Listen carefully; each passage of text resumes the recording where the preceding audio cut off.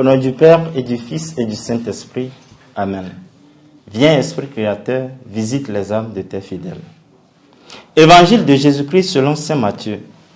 En ce temps-là, Jésus disait à ses disciples, « Ne pensez pas que je sois venu abolir la loi ou les prophètes. Je ne suis pas venu abolir, mais accomplir. Amen, je vous le dis.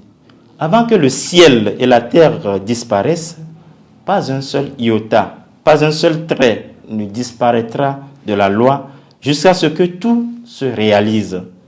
Donc, celui qui rejettera un seul de ces plus petits commandements et qui enseignera aux hommes à faire ainsi sera déclaré le plus petit dans le royaume des cieux. Mais celui qui les observera et les enseignera, celui-là sera déclaré grand dans le royaume des cieux. Acclamons la parole de Dieu. Louange à toi, Seigneur Jésus. Nous sommes au 26 mars 2025. Dans l'évangile d'aujourd'hui, le Christ rappelle qu'il n'est pas venu abolir la loi et les prophètes, mais accomplir. En effet, dans le déroulement de l'histoire du salut, Jésus se situe à la suite de l'Ancien Testament. Le temps des patriarches, Abraham, Isaac, Jacob, s'ensuit celui des juges, Samson, Jephthé, Othniel, etc.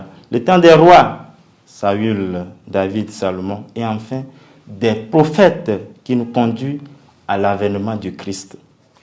Jésus n'est donc pas venu abroger ou détruire les promesses scellées à partir des patriarches, des lois et des écrits, mais les porter à leur achèvement.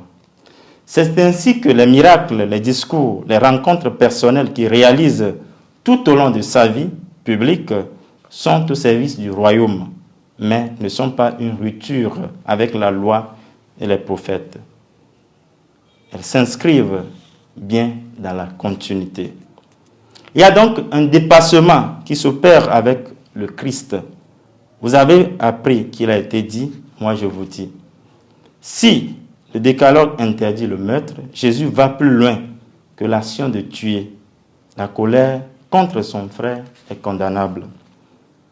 En entrant dans le monde, le Christ inaugure un régime nouveau pour comprendre la loi. Il va au-delà des interdits et nous apprend l'esprit de la loi. La loi est faite pour le bien de l'homme et non pour en être l'esclave. Cette nouvelle loi est l'amour de Dieu et du prochain. En l'accomplissant, nous serons déclarés grands dans le royaume de Dieu. Que le Seigneur nous conduise à la découverte de cette loi. Il n'est pas venu abolir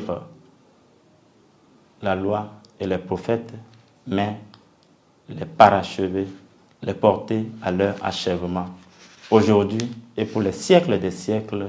Amen.